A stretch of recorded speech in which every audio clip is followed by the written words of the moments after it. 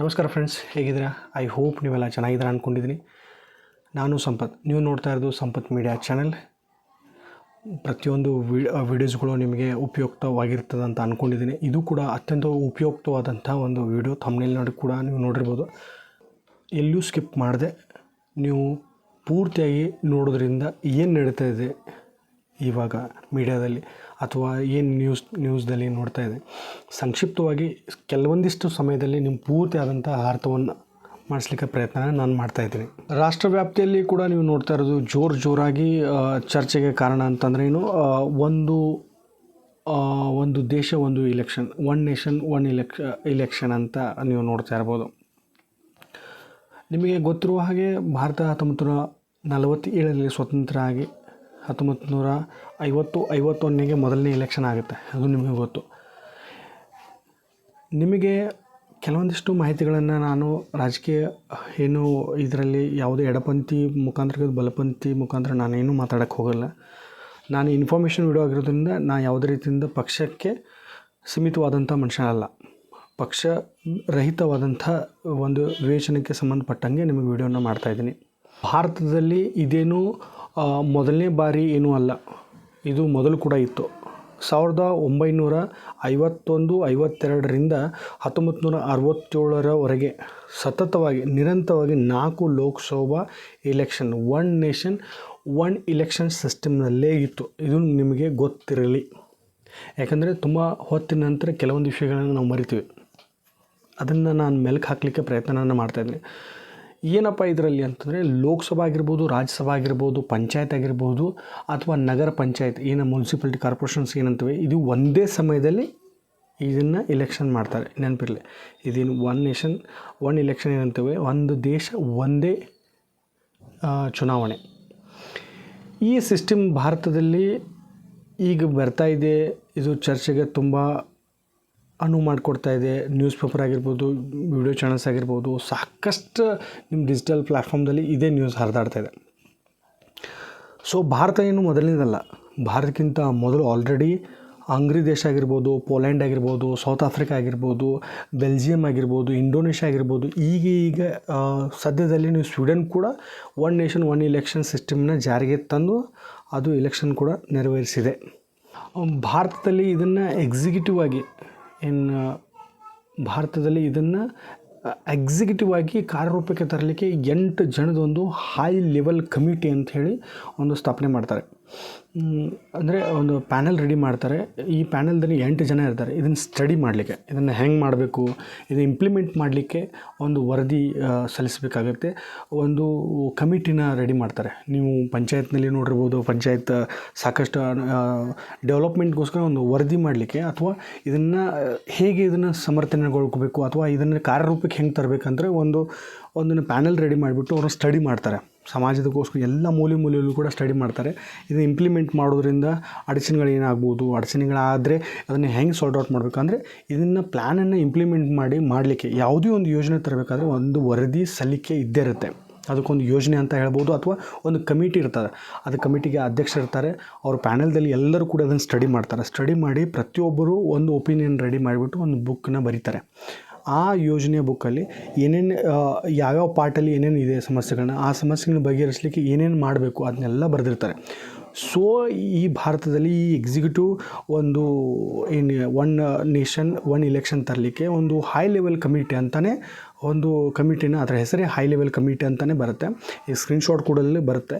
8 ಜನದ ಒಂದು ಮೆಂಬರ್ಸ್ ಇರ್ತಾರೆ. ಆ ಮೆಂಬರ್ಸ್ದಲ್ಲಿ ಇದರ ಅಧ್ಯಕ್ಷರು ನಮ್ಮ ಪೂರ್ವ ರಾಷ್ಟ್ರಪತಿಗಳಾದಂಥ ಶ್ರೀ ರಾಮನಾಥ್ ಕೋವಿಂದ್, ಫಾರ್ಮರ್ ಪ್ರೆಸಿಡೆಂಟ್, ನಿಮ್ಗೆ ಗೊತ್ತಿರ್ಬೋದು ಇವರು. ಹಾಗೆ ಇವ್ರ ಜೊತೆ ಅಮಿತ್ ಶಾ ಆಗಿರ್ಬೋದು, ಅಧೀರ್ ಚೌಧರಿ ಆಗಿರ್ಬೋದು, ಗೌತಮ್ ನಬಿ ಆಜಾದ್ ಆಗಿರ್ಬೋದು, ಸುಭಾಷ್ ಕಶ್ಯಪ್ ಆಗಿರ್ಬೋದು, ಹರೀಶ್ ಸಾವ್ರಿ ಆಗಿರ್ಬೋದು, ಸಂಜಯ್ ಖೋಟಾರಿ ಆಗಿರ್ಬೋದು, SK ಸಿಂಗ್ ಆಗಿರ್ಬೋದು, ಇವರಷ್ಟು ಜನ 8 ಜನ ಏನಿರ್ತಾರೆ ಒಂದು ಪ್ಯಾನಲ್ ರೆಡಿ ಮಾಡ್ಕೊಂಬಿಟ್ಟು ಸ್ಟಡಿ ಮಾಡ್ತಾರೆ.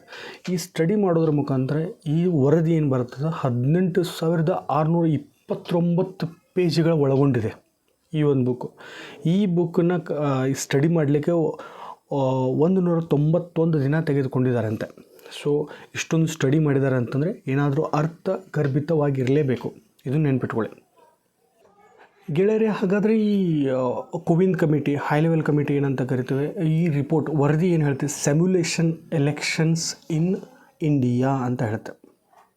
ಅಂದರೆ ಭಾರತದಲ್ಲಿ ಏಕಕಾಲಿಕವಾಗಿ ಚುನಾವಣೆಗಳ ಶಿಫಾರಸಿನ ಬಗ್ಗೆ ಏನೇನು ಹೇಳುತ್ತೆ. ಭಾರತದಲ್ಲಿ ಏಕಕಾಲೀನ ಚುನಾವಣೆಗಳ ವರದಿ ಶಿಫಾರಸಿನ ಬಗ್ಗೆ ಹೇಳಬೇಕಾದ್ರೆ ಇದರಲ್ಲಿ ಮೊದಲಿಗೆ 15 ತಿದ್ದುಪಡಿಗಳನ್ನು ಮಾಡಬೇಕು ಅಂತ ಹೇಳಿದೆ. ಅಂದರೆ ಸಂವಿಧಾನದಲ್ಲಿ ಅಮೆಂಡ್ಮೆಂಟ್ಗಳಲ್ಲಿ 15 ತಿದ್ದುಪಡಿಗಳನ್ನು ಮಾಡಬೇಕು. ಅತ್ಯಂತ ಪ್ರಮುಖವಾಗಿ ಆಗಿರ್ಬೋದು, ವಿಧಾನಸಭೆಯಲ್ಲಿ ಅವಧಿ ಬದಲಾವಣೆ ನಾವೇನು ಹೇಳ್ತೀವಿ, ಅವಧಿ ಬದಲಾವಣೆ ಆರ್ಟಿಕಲ್ 83 ಪ್ರಕಾರ ಲೋಕಸಭೆ ಅವಧಿ ಬಗ್ಗೆ ಹೇಳುತ್ತೆ. ಅದೇ ಆರ್ಟಿಕಲ್ 172 ಪ್ರಕಾರ ವಿಧಾನಸಭೆಯ ಒಂದು ಅವಧಿ ಬಗ್ಗೆ ಹೇಳುತ್ತೆ. ಇವುಗಳ ಬಗ್ಗೆ ಸಂಬಂಧಿಸಿದ ಕೆಲವೊಂದಿಷ್ಟು ಬದಲಾವಣೆಗಳನ್ನು ತರಬೇಕಂತ ಹೇಳುತ್ತೆ. ಈಗ ಅಧಿಕಾರ ಅವಧಿ ಮೊದಲೇ ವಿಸರ್ಜಿಸಬೇಕಾ, ಸಹ ಮಧ್ಯದಲ್ಲಿ ಏನಾದರೂ ಇಲೆಕ್ಷನ್ ಬಂದರೆ ಅಥವಾ ಮುಗಿಲಿಕ್ಕೆ ಬಂದಾಗ ಇಲೆಕ್ಷನ್ ಬಂದರೆ ಅಥವಾ ಮುಗಿಲಿಕ್ಕೆ ಈಗ ತಾನೇ ಮುಗಿದಿದೆ, ಈಗ ಮಹಾರಾಷ್ಟ್ರದ ಮುಗಿದಿದೆ, ಸೊ ಇವ್ರನ್ನೆಲ್ಲ ಹೇಗೆ ನೀವು ಒಂದೇ ಸಮಯದಲ್ಲಿ ಇಲೆಕ್ಷನ್ ಮಾಡ್ತೀರಾ, ಇವನುಗಳು ಏಕಕಾಲಕ್ಕೆ ಮುಂದೆ ಒಂದು ದಿನ ಏಕಕಾಲಕ್ಕೆ ನೀವು ಹೇಗೆ ತರಬೇಕು. ಅಂದರೆ ಈಗ ಇಲೆಕ್ಷನ್ ಹೀಗೆ ಮಹಾರಾಷ್ಟ್ರದಲ್ಲಿ ಮುಗಿದಿದೆ ಒಂದು ತಿಂಗಳ ಹಿಂದೆ, ಸೊ ಅವರನ್ನು ನೀವು ಒಂದೇ ಟೈಮ್ದಲ್ಲಿ ಅಥವಾ ನಮ್ಮನ್ನು ಈಗ ನಾವು ನಮ್ಮ ವಿಧಾನಸಭಾ ಎಲೆಕ್ಷನ್ ಕರ್ನಾಟಕದ 2020-2028 ಬರುತ್ತೆ. ಸೊ ಇವ್ರನ್ನ ಅವ್ರ ಜೊತೆ ಹೇಗೆ ಮ್ಯಾಚ್ ಮಾಡ್ತೀರಾ. ಕೆಲವೊಂದಿಷ್ಟು ನಾನೇ ಆರ್ಟಿಕಲ್ ಹೇಳಿದ್ದೇನೆ, ಆ ಆರ್ಟಿಕಲ್ನ ತಿದ್ದುಪಡಿ ಮಾಡಬೇಕಂತೆ. ಸೊ ರಾಜ್ಯ ಸರ್ಕಾರ ಮತ್ತು ಸ್ಥಳೀಯ ಸರ್ಕಾರ ಅಧಿಕಾರವಿದೆ. ಸೊ ಅಧಿಕಾರಗಳನ್ನ ಆರ್ಟಿಕಲ್ 324ನೇ ಪ್ರಕಾರ ಬದಲಾವಣೆ ಮಾಡೋದರಿಂದ ಇವೆಲ್ಲ ಸಮಸ್ಯೆಗಳನ್ನು ಬಗೆಹರಿಸ್ಬೋದು ಅಂತ ಹೇಳಿದ್ದಾರೆ. ಆರ್ಟಿಕಲ್ 325 ಪ್ರಕಾರ ಆಡಳಿತ ಮತದಾನ ಪಟ್ಟಿಯಲ್ಲಿ ಸಹ ತಿದ್ದುಪಡಿಯನ್ನು ಮಾಡಿಸ್ಬೇಕು. ಅಂದರೆ ಕೆಲವೊಂದಿಷ್ಟು ಮತದಾರ ಪಟ್ಟಿಯಲ್ಲಿ ಕೂಡ ಸಾಕಷ್ಟು ಬದಲಾವಣೆಗಳನ್ನು ತಿದ್ದುಪಡಿಗಳನ್ನು ಮಾಡಬೇಕಾಗಿದೆ. ಇದರಿಂದ ಒನ್ ನೇಷನ್ ಒನ್ ಎಲೆಕ್ಷನ್ನಿಂದ ಸಾಮಾನ್ಯ ಗುರುತನ್ನು ನಿರ್ಮಿಸಬಹುದು. ಅದೇ 3 ಮತದಾನದಲ್ಲಿ ಲೋಕಸಭೆ ಆಗಿರ್ಬೋದು, ರಾಜ್ಯಸಭೆ ಆಗಿರ್ಬೋದು, ಸ್ಥಳೀಯ ಸರ್ಕಾರ ಏನಂತ ಹೇಳ್ತಾವೆ, ಇವನ್ನ ಎಲ್ಲವೂ ಕೂಡ ಒಂದರಲ್ಲೇ ಮಾಡಬೇಕಂತ ನಿರ್ಣಯವನ್ನು ತೆಗೆದುಕೊಂಡಿದ್ದಾರಂತೆ. ಗೆಳೆಯರೆ, ಒಂದು ನೇಷನ್ ಒಂದು ಎಲೆಕ್ಷನ್, ಒಂದು ದೇಶ ಒಂದು ಚುನಾವಣೆ ಏನಂತ ಕರಿತೇವೆ. ಭಾರತದಲ್ಲಿ ಏಕಕಾಲಿಕ ಚುನಾವಣೆ ಏನು ನಾವೇನು ಹೇಳ್ತೀವಿ, ಅದರ ಡಿಸ್ಅಡ್ವಾಂಟೇಜ್ ಕೂಡ ಇದೆ, ಅಡ್ವಾಂಟೇಜ್ ಕೂಡ ಇದೆ. ಅಂದರೆ ಅದರಿಂದ ನಮಗೆ ಪ್ರಯೋಜನಕ್ಕೂ ಇದೆ, ಅಥವಾ ನಾವು ಪ್ರಯೋಜನ ಎಷ್ಟಿದೆಯೋ ಅಷ್ಟೇ ಅದರಿಂದ ನಮಗೆ ಎಫೆಕ್ಟ್ ಕೂಡ ಅಷ್ಟೇ ಆಗುತ್ತೆ ಅಂತ ಹೇಳ್ಬೋದು. ಡಿಸ್ಅಡ್ವಾಂಟೇಜ್ ಬಗ್ಗೆ ಹೇಳಬೇಕಂದ್ರೆ ತೊಂದರೆಗಳಾಗಿರ್ಬೋದು ಅಥವಾ ನಷ್ಟಗಳಾಗಿರ್ಬೋದು, ಸಮಸ್ಯೆಗಳು ಏನಾಗ್ಬೋದು ಅನ್ನೋದ್ರ ಬಗ್ಗೆ ಫಸ್ಟ್ ನಾನು ನಿಮಗೆ ಹೇಳ್ತೇನೆ. ಅದೇ ನಂತರ ಇದರಿಂದ ನಮಗೆ ಲಾಭ ಏನಾಗುತ್ತೆ ಅಥವಾ ನಮಗೆ ಇದರಿಂದ ಸರಳತೆ ಏನು ಸಿಗುತ್ತೆ ಅದರ ಬಗ್ಗೆಯೂ ಕೂಡ ಹೇಳ್ತಾನೆ. ಇದಕ್ಕೆ ಹೇಳಬೇಕಂದ್ರೆ ಚಾಲೆಂಜಸ್ ಆಫ್ ಫೆಡರಲಿಸಮ್ ಅಂತ ಹೇಳ್ತೀವಿ. ರಾಜ್ಯದ ಒಕ್ಕೂಟಗಳ ಒಂದು ಸವಾಲುಗಳಾಗುತ್ತೆ. ಏನು ಒಂದು ಚಿತ್ರಣ ನಿಮಗೆ ತೋರಿಸ್ತೇನೆ. ಭಾರತದ ರಾಷ್ಟ್ರದ ಒಕ್ಕೂಟ ಎಂದೇ ನಾವು ಕರಿತೀವಿ. ಭಾರತ ಏನು ರಾಜ್ಯಗಳ ಒಕ್ಕೂಟ, ನಾವು ರಾಜ್ಯಗಳ ಒಕ್ಕೂಟ ಅಂತಂದ್ರೇನು, ರಾಜ್ಯಗಳ ಸರ್ಕಾರಗಳಿಂದನೇ ಕೇಂದ್ರ ಸರ್ಕಾರ ನಡೆಯುತ್ತೆ, ಇದು ನೆನಪಿರಲಿ. ಸೊ ಒಂದು ಸರ್ಕಾರದ ವ್ಯವಸ್ಥೆಯಲ್ಲಿ ಎರಡೂ ಕೂಡ ಇಂಪಾರ್ಟೆಂಟೇ. ಈಗೇನು ನಡೀತಾ ಇದೆ ಅಂತಂದರೆ, ಒಂದು ಕೇಂದ್ರ ಸರ್ಕಾರ ನಡೀತಾ ಇದೆ, ರಾಜ್ಯ ಸರ್ಕಾರ ಮತ್ತು ಸ್ಥಳೀಯ ಸರ್ಕಾರ, ಇವನ್ನೆಲ್ಲನೂ ಕಂಟ್ರೋಲ್ ಒಂದರಿಂದನೇ ಆಗುತ್ತೆ. ಅದೇ ಫೆಡ್ರೇಷನ್ ಸವಾಲುಗಳಿಗೆ ಇದು ಅನುವು ಮಾಡಿಕೊಡುತ್ತಾ ಅನ್ನೋದನ್ನೇ ಒಂದು ಪ್ರಶ್ನೆ. ಹೇಳಬೇಕಂದ್ರೆ ರಾಷ್ಟ್ರೀಯ ಮತ್ತು ರಾಜ್ಯ ಸರ್ಕಾರಗಳ ಅಧಿಕಾರಗಳ ವಿತರಣೆ ವಿವರಿಸಬಹುದು ಮತ್ತು ಕೆನಡಾ ರಾಜಕೀಯ ವ್ಯವಸ್ಥೆ ಕೂಡ ಇದೇ ಮಾದರಿಯಲ್ಲಿ ಇರುತ್ತೆ ಅಂತ ಹೇಳ್ಬೋದು.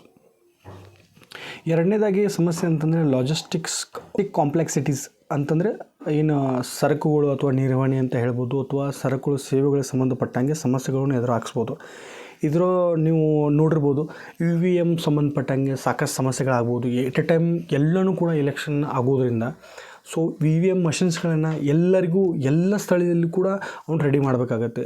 ಸೊ ಅದರದ್ದು ಒಂದು ಸಾಗಾಣಿಕಾ ವೆಚ್ಚ ಆಗಿರ್ಬೋದು, ಸಾಗಾಣಿಕಾ ಸೇವೆಗಳಿಗಾಗಿರ್ಬೋದು, ಅಥವಾ ಟ್ರಾನ್ಸ್ಪೋರ್ಟೇಷನ್ ಅಂತ ಹೇಳ್ತೀವಿ, ಅದು ಕೂಡ ಪ್ರಾಬ್ಲಮ್ ಆಗಿದೆ. ವಿ ಪ್ಯಾಟ್ಸ್ ಅಂತ ಏನು ಕರಿತೀವಿ, ಅದಕ್ಕೆ ಸಂಬಂಧಪಟ್ಟಂಗಾಗಿರ್ಬೋದು. ಇನ್ನೊಂದು ಹೇಳಬೇಕಂದ್ರೆ, ಮೊದಲಿಗೆ ಫಸ್ಟ್ ಟೈಮ್ ಇರೋದ್ರಿಂದ ಇದ್ರದ್ದು ಮ್ಯಾನುಫ್ಯಾಕ್ಚರಿಂಗ್ ಕಾಸ್ಟ್ ಕೂಡ ತುಂಬ ಆಗಿರುತ್ತೆ. ಅದೇ ರೀತಿ ಮ್ಯಾನುಫ್ಯಾಕ್ಚರಿಂಗ್ ಆದಮೇಲೆ ಎಲ್ಲ ಕಡೆ ಎಟ್ ಎ ಟೈಮ್ ಒಂದೇ ಸರಿ ನೀವು ಎಲೆಕ್ಷನ್ ಇರೋದ್ರಿಂದ ಎಲ್ಲ ಸೈಡು ನೀವು EVMs ಮಷಿನ್ಸ್ ಆಗಿರ್ಬೋದು ಅಥವಾ ಪ್ಯಾಟ್ಸ್ ಏನಂತ ಹೇಳ್ತೀವಿ, ಇವನ್ನೆಲ್ಲ ಕೂಡ ನಾವು ರೆಡಿ ಮಾಡಿ ಎಲ್ಲರ ಕಡೆ ಟ್ರಾನ್ಸ್ಪೋರ್ಟೇಷನ್ ಮಾಡಬೇಕಂದ್ರೆ ಇದು ಕೂಡ ಚಾಲೆಂಜಸ್ ಅಂತಲೇ ಹೇಳ್ಬೋದು. ಇವುಗಳನ್ನು ನಾವು ಎಲೆಕ್ಷನ್ ಆದ ನಂತರ ವೇರ್ ಹೌಸ್ ಆಗಿರ್ಬೋದು ಅಥವಾ ಸ್ಟ್ರಾಂಗ್ ರೂಮ್ ಅಂತ ಏನಾಗುತ್ತೆ, ಉಗ್ರಾಣ ಮತ್ತು ಸಂಗ್ರಹಣೆ ಎಲ್ಲಿದ್ದು ಅದೊಂದು ದೊಡ್ಡ ಸಮಸ್ಯೆ ಆಗಿರ್ಬೋದು. ಎಲ್ಲ ಕಡೆ ನೀವು ವೇರ್ ಹೌಸ್ನ ನಿರ್ಮಿಸಬೇಕಾಗುತ್ತೆ, ಸ್ಟೋರೇಜ್ನ ಮಾಡಬೇಕಾಗುತ್ತೆ. ಇಲೆಕ್ಷನ್ ಆದಮೇಲೆ ನಾವು ಇಡಬೇಕಾಗುತ್ತೆ. ಇಟ್ಟು ಅದನ್ನು ಮತ್ತು ಇಲೆಕ್ಷನ್ ಕೌಂಟಿಂಗ್ ಟೈಮ್ದಲ್ಲಿ ಅದನ್ನು ಹೊರಗೆ ತೆಗಿಬೇಕಾಗಿ ಇದೊಂದು ದೊಡ್ಡ ಸಮಸ್ಯೆನೇ ಆಗಬೇಕು. ವೇರ್ ಹೌಸ್ದು ಆಗಿರ್ಬೋದು ಅಥವಾ ಸ್ಟೋರೇಜ್ ಕೆಪಾಸಿಟಿ ಆಗಿರ್ಬೋದು. ಇನ್ನೊಂದು ಹೇಳ್ಬೇಕಂದ್ರೆ ಪ್ರೊಟೆಕ್ಷನ್, ದೊಡ್ಡ ಸಾಮೂಹಿಕ ಮಟ್ಟದಲ್ಲಿ ಕೂಡ ನಿಮ್ಗೆ ಅರೆ ಸೇನಾಪಡೆ ಏನು ಪ್ಯಾರಾಮಿಲಿಟ್ರಿ ಫೋರ್ಸ್ ಏನಿರುತ್ತೆ ಅದನ್ನು ನಿಯೋಜನೆ ಮಾಡಲಿಕ್ಕೆ ಒಂದು ಚಾಲೆಂಜನ್ನೇ ಅಂತಾನೆ ಅರ್ಥ ನೀವು ತಿಳ್ಕೊಳ್ಬೇಕು. ಯಾಕಂದರೆ ಅಷ್ಟೊಂದು ಜನ ಪ್ಯಾರಾಮಿಲಿಟ್ರಿ ಫೋರ್ಸ್ನ ನೀವು ತೆಗೆದುಕೊಂಡು ಪ್ರತಿಯೊಂದು ಹಳ್ಳಿಯಲ್ಲಿ ಕೂಡ ನೀವು ಹಳ್ಳಿಯಿಂದ ಸಿಟಿಗೆ ಎಲ್ಲ ಪ್ರತಿಯೊಂದು ಒಂದೇ ಸರಿ ಎಲೆಕ್ಷನ್ ಇರೋದ್ರಿಂದ ಪ್ಯಾರಾಮಿಲಿಟ್ರಿ ಫೋರ್ಸ್ ಕೂಡ ಚಾಲೆಂಜಸ್ ಆಗೇ ಇರುತ್ತೆ ಅಂತ ಹೇಳ್ಬೋದು. ಆಮೇಲೆ ರಾಷ್ಟ್ರೀಯ ಮತ್ತು ಪ್ರಾದೇಶಿಕ ಒಂದು ಸಮಸ್ಯೆಗಳೇ ಕಾಣ್ಬೋದು. ಯಾಕಂತಂದರೆ ನೀವು ಪ್ರಾದೇಶಿಕ ಪಕ್ಷಗಳೇ ಬೇರೆ ಇರ್ತವೆ, ರಾಜಕೀಯ ಪಕ್ಷಗಳೇ ಬೇರೆ ಇರ್ತವೆ. ಅಂದರೆ ರಾಷ್ಟ್ರೀಯ ಏನು ಪಕ್ಷಗಳಿರ್ತವೆ ಅವು ಬೇರೆ, ನಾವು ಪ್ರಾದೇಶಿಕ ಪಕ್ಷಗಳೇನಿರ್ತವೆ ಅಣ್ಣಾ ಡಿ ಎಮ್ ಕೆ ಆಗಿರ್ಬೋದು, ನಮ್ಮ JDS, ಈ ರೀತಿ ಪ್ರಾದೇಶಿಕ ಪಕ್ಷಗಳಿರ್ತವೆ. ಅವು ಇವ್ರದ್ದೇ ಆದಂಥ ಒಂದು ಫ್ರೇಮ್ಔಟ್ ಬೇರೆ ಇರುತ್ತೆ, ಅವ್ರದ್ದಾದಂಥ ದೊಡ್ಡ ಫ್ರೇಮ್ಔಟ್ ಇರುತ್ತೆ. ಇವ್ರ ಮಧ್ಯೆ ಸಮಸ್ಯೆಗಳು ಕಾಣ್ಬೋದು ಅಂತ ಹೇಳ್ಬೋದು. ಕಾನ್ಸ್ಟಿಟ್ಯೂಷನ್ ಹೆಡಲ್ಸ್ ಅಂತ ಏನು ಕರಿತೀವಿ, ಅಡಚಣೆಗಳು, ಸಂವಿಧಾನದ ಅಡಚಣೆಗೆ ತುಂಬಾ ಅಡಚಣೆಗೆ ಬರ್ತವೆ. ಕೆಲವೊಂದಿಷ್ಟು ತಿದ್ದುಪಡಿ ಆಗಬೇಕು, ಲೋಕಸಭೆಯಲ್ಲಿ ಅಲ್ಲಿ ಬಿಲ್ ಪಾಸ್ ಆಗಬೇಕು, ತಿದ್ದುಪಡಿ ಮಾಡಲಿಕ್ಕೆ ಎಲ್ಲರ ಸಮ್ಮುಖ ಬೇಕಾಗುತ್ತೆ, ಎಲ್ಲರ ಸಮ್ಮತಿ ಬೇಕಾಗುತ್ತೆ. ಸೊ ಕಾನ್ಸ್ಟಿಟ್ಯೂಷನ್ ಹೆಡಲ್ಸ್ ತುಂಬಾ ಬರುತ್ತೆ ಅಂತ ಅಂದ್ಕೊಳ್ತೀವಿ. ಇನ್ನು ಹೊಣೆಗಾರಿಕಾ ಸಮಸ್ಯೆಗಳು ಏನು ಅಕೌಂಟಬಿಲಿಟಿ ಇಶ್ಯೂಸ್ ಅಂತ ಏನು ಕರಿತೀವಿ ಅದು ಕೂಡ ತುಂಬಾ ಸಮಸ್ಯೆಗಳಿಗೆ ಕಾರಣ ಆಗ್ಬೋದು. ಪ್ರಾದೇಶಿಕ ಪಕ್ಷಗಳಿಗೆ ಸಂಪೂರ್ಣವಾದಂಥ ಅಳಿವಿನಂಚಲ್ಲಿ ಕಾಣ್ಬೋದು. ಯಾಕಂದರೆ ಪ್ರಾದೇಶಿಕ ಪಕ್ಷಗಳ ನೀವು ಈಗ ಹೇಳಿದೆ ಅವ್ರನ್ನ ಹೆಸರುಗಳನ್ನ ಹೇಳಬಾರ್ದಾಗಿತ್ತು, ಬಟ್ ಆಲ್ಸೋ ಹೇಳಿದೆ ನಿಮ್ಗೆ ಅರ್ಥ ಆಗಲಿ ಅಂತ. ಈ ಪ್ರಾದೇಶಿಕ ಪಕ್ಷಗಳು ಏನಾಗುತ್ತೆ ಅಂತಂದರೆ ಅವ್ರದ್ದೇ ಆದಂಥ ಒಂದು ಫ್ರೇಮ್ಔಟ್ದಲ್ಲಿ ಇರುತ್ತೆ. ದೊಡ್ಡ ಮಟ್ಟಿಗೆ ನಾವು ಕೇಂದ್ರ ಸರ್ಕಾರ, ದೊಡ್ಡ ಮಟ್ಟಿಗೆ ದೊಡ್ಡ ಮಟ್ಟಿಗೆ ಒಂದು ಕೇಂದ್ರದ ಪಕ್ಷಗಳೇನಿರ್ತವೆ ಅಥವಾ ರಾಷ್ಟ್ರೀಯ ಪಕ್ಷಗಳೇನಿರ್ತವೆ ಅದ್ರ ಮುಂದೆ ನಾವು ಪ್ರಾದೇಶಿಕ ಪಕ್ಷಗಳು ತುಂಬ ಚಿಕ್ಕದಾಗಿರೋದ್ರಿಂದ ಅವ್ರಿಗೆ ಒಂದು ಗತ್ತೆ ಆ ಪ್ರಾದೇಶಿಕ ಪಕ್ಷಗಳ ಮೇಲೆ ಬೀಳುತ್ತೆ, ಅದು ಅಳಿವಿನ ಅಂಚಿನಲ್ಲಿ ಹೋಗುತ್ತೆ. ಆ ಪ್ರಾದೇಶಿಕ ಪಕ್ಷಗಳ ಪೂರ್ಣ ವಿಲೀನವಾಗಿ ನೀವು ರಾಷ್ಟ್ರೀಯ ಪಕ್ಷಕ್ಕೆ ಕನ್ವರ್ಟ್ ಆಗುತ್ತೆ ಅಂತ ಹೇಳ್ಬೋದು. ಗೆಳೆಯರಿ, ಇಷ್ಟೊತ್ತು ನಾನು ಹೇಳಿದ್ದು ಡಿಸ್ಅಡ್ವಾಂಟೇಜ್, ಇದರಿಂದ ತೊಂದರೆಗಳಾಗ್ಬೋದು. ಒನ್ ನೇಷನ್ ಒನ್ ಎಲೆಕ್ಷನ್, ಒಂದು ದೇಶ ಒಂದು ಚುನಾವಣೆಯಿಂದ ಅಂತ ಕಂಪ್ಲೀಟ್ ಆದಂಥ ವಿಷಯಗಳನ್ನ ಹೇಳಿದ್ದಾರೆ. ಅದೇ ರೀತಿ ಗೆಳೆಯರಿ, ಈಗ ನಾನು ಭಾರತ ಒಂದು ದೇಶ ಒಂದು ಎಲೆಕ್ಷನ್ ಏನು, ಅದರಿಂದ ಒನ್ ನೇಷನ್ ಒನ್ ಎಲೆಕ್ಷನ್ ಇದರ ಅಡ್ವಾಂಟೇಜ್ ಬಗ್ಗೆಯೂ ನಿಮಗೆ ಲಾಭ ಬಗ್ಗೆಗಳೂ ಹೇಳಬೇಕಾಗತ್ತೆ. ಏನಪ್ಪ ಲಾಭ ಅಂತಂದರೆ ಸರ್ಕಾರ ವೆಚ್ಚವನ್ನು ಕಡಿಮೆ ಮಾಡುತ್ತೆ. ಪ್ರತಿಯೊಂದು ಸರಿ ಎಲೆಕ್ಷನ್ ಏನಾಗುತ್ತೆ, ಪ್ರತಿಯೊಂದು ಎಲೆಕ್ಷನ್ ಆದಾಗ ಕೂಡ ಸಾಕಷ್ಟು ಕೋಟಿಗಂಟಲೆ ರೊಕ್ಕನ ಖರ್ಚು ಮಾಡುತ್ತೆ.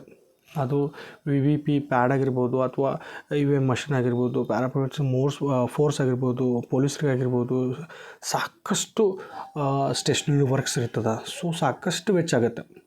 ಸೊ ಇಲ್ಲಿ ಆಗಿದ ತಕ್ಷಣ ಇನ್ನೊಂದು 6 ತಿಂಗಳು ಬಿಟ್ಟ ಮೇಲೆ ಮತ್ತೊಂದು ಕಡೆ ಆಗುತ್ತೆ, ಮತ್ತೊಂದು 6 ಮಂತ್ ಈ ಬೇರೆ ಸ್ಟೇಟಲ್ಲಿ ಆಗುತ್ತೆ, ಮತ್ತು ತಾಲೂಕು ಪಂಚಾಯತ್ ಎಲೆಕ್ಷನ್ ಆಗುತ್ತೆ, ಮತ್ತು ನಮ್ಮ ಕಾರ್ಪೊರೇಷನ್ ಎಲೆಕ್ಷನ್ ಆಗುತ್ತೆ, ಮತ್ತು ವಿಧಾನಸಭಾ, ರಾಜ್ಯಸಭಾ, ಈ ರೀತಿ ಎಲೆಕ್ಷನ್ ಆಗ್ತಾನೆ ಕಂಟಿನ್ಯೂಸ್ ಆಗಿ ಸೈಕಲ್ ಕಂಟಿನ್ಯೂ ನಡೀತಾನೆ. ಈ ಒಂದು ತಿಂಗಳು ಇಲ್ಲೊಂದು ಎಲೆಕ್ಷನ್ ಆಗಿದೆ, ಇನ್ನೊಂದು ತಿಂಗಳು ಬೇರೆ ಕಡೆ ಎಲೆಕ್ಷನ್ ಆಗಿದೆ. ಸೊ ಇದರ ವೆಚ್ಚ ಕಂಟಿನ್ಯೂಸ್ಲಿ ಆಗ್ತಾನೆ ಇರುತ್ತೆ. ಸೊ ಇದೊಂದು ಒಂದೇ ಸರಿ ಆಗೋದ್ರಿಂದ ಏನಾಗುತ್ತೆ ಅಂದರೆ ಒಂದೇ ಸರಿ ಆಗಿಬಿಡುತ್ತೆ. 5 ವರ್ಷದ ತನಕ ಮತ್ತೆ ಎಲೆಕ್ಷನ್ ಆಗೋದೇ ಇಲ್ಲ ಅಂತಂದರೆ ಆ ಒಂದು ವೆಚ್ಚ ಏನಾಗುತ್ತೆ ಸಾಕಷ್ಟು ಮಟ್ಟಿಗೆ ಕಡಿಮೆ ಆಗುತ್ತೆ ಅಂತ ಹೇಳ್ಬೋದು. ಇದರಿಂದ ಅಡ್ವಾಂಟೇಜ್ ಅಂತಂದ್ರೇನು ಗೆಳೆಯರೆ, ಒನ್ ನೇಷನ್ ಒನ್ ಎಲೆಕ್ಷನ್ ಆಗೋದ್ರಿಂದ ನಮ್ಮ ಮತದಾನದಂಥ ಪ್ರಮಾಣ ಏನಾಗುತ್ತೆ ಅದು ಹೆಚ್ಚಾಗುತ್ತೆ ಅಂತ ಅನಿಸುತ್ತೆ. ಯಾಕಪ್ಪ ಹೆಚ್ಚಾಗುತ್ತೆ ಅಂತಂದರೆ ಕೆಲವೊಂದು ಜನ, ಸಾಕಷ್ಟು ಜನ ನೀವು ಹೇಳ್ಬೋದು, ಹಳ್ಳಿಗಳಲ್ಲಿ ಸಾಕಷ್ಟು ಜನ ಒಂದು ಪರ್ಸೆಂಟೇಜ್ ಆಫ್ ಎಲೆಕ್ಷನ್ ಅಂತ ತುಂಬ ಚೆನ್ನಾಗಿ. ಅದೇ ನಾವು ನಗರ ಪ್ರದೇಶಗಳಲ್ಲಿ ಬಂದರೆ ಯಾರ ಶಿಕ್ಷಣ ಇರ್ತಾರೆ, ಕಲಿತವ್ರು ಇರ್ತಾರೆ, ಅವರಿಗೆ ಅದ್ರ ಬಗ್ಗೆ ಇನ್ನೂ ಇಂಟ್ರೆಸ್ಟ್ ಇರೋಲ್ಲ. ಸೊ ಗುರುವಾರ ಶುಕ್ರವಾರ ಏನಾದರೂ ಇದ್ದರೆ 1-2 ದಿನ ಲೀವ್ ಹಾಕಿಬಿಟ್ಟು ಸುತ್ತಾಡ್ಲಿಕ್ಕೆ ಹೋಗ್ಬಿಡ್ತಾರೆ.